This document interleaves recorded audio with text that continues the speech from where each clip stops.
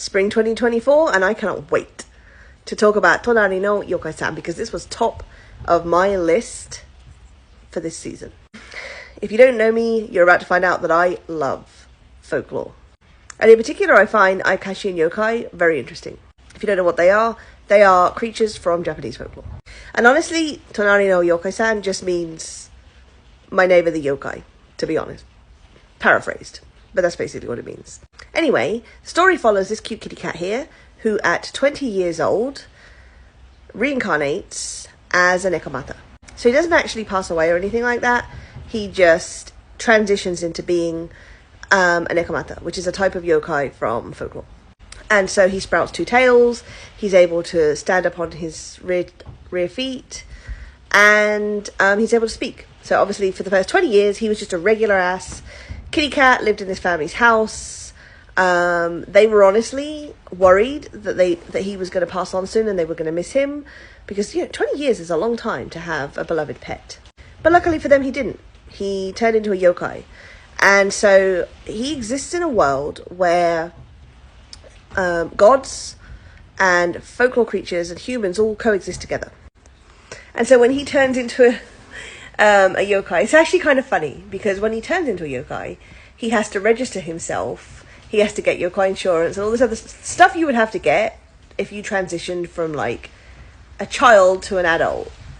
So I really enjoyed that. Although this is like an interesting world they live in, they're still subject to the same bureaucracy I am. And so like he's a very sweet but shy and unsure character, and so he wants to figure it out himself, but he's overwhelmed, which, you know what, mood, because that's how I feel. And so the woman who owns him kind of offers to help, and he's like, no, I don't want to trouble you. He's just adorable. I love him. So basically this story will focus mostly on him and his journey of rediscovering himself now that he is not just a cat, but a nekomata.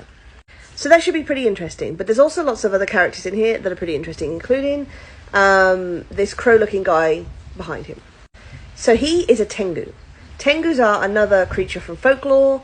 They, the most common kind, or the most famous kind, I guess, would be the mountain tengu. And they are crow-like humanoids that protect mountains or rivers or whatever it is they're attached to. They are very, very common in not just Japanese folklore, but also you'll see them in religious practices. If you ever go to a Japanese festival, a lot of the times the processions are led by somebody dressed up like a tengu.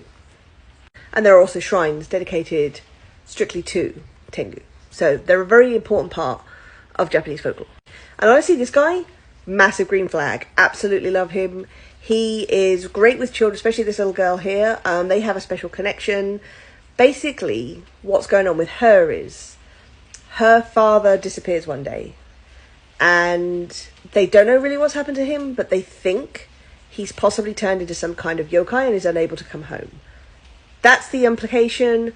Not 100% sure yet. And while he's gone and she's desperately missing him, our little green flag here says he will step in and, be the father figure that she's missing. Not replace her dad, but just be there for her. And honestly, I love that. I just think he's so nice. He's also just helpful in general to all the residents in the village. He's also very helpful to our little nekomata friend here. He puts him in touch with a similar kind of yokai. Not a nekomata, different type of yokai, who specializes in transformation. So she's basically a kitsune. I can't remember the exact type of yokai she is, but essentially she can transform between human and fox, and she was born like that. So she's very adept, and so she takes him on as her student and teaches him basically how to live. Because nekomata, one of the things they can do, one of their main powers, is they can transform into other different creatures, and so she's trying to teach him how to transform into a human. So it's fun and it's cute and it's wholesome. There is a sad aspect to it. It looks like there might be some dark elements to the story, which I'm not going to go into. I want to see a couple more episodes before I talk about this. I am going to be talking about this one a lot because I really do enjoy it. It also touches on a lot of Japanese funerary customs and also beliefs around death, which is also quite interesting. So in the summertime there is a festival called Obon, where families will celebrate their loved ones, and they normally clean the graves, they have rituals around it, and this references this quite heavily.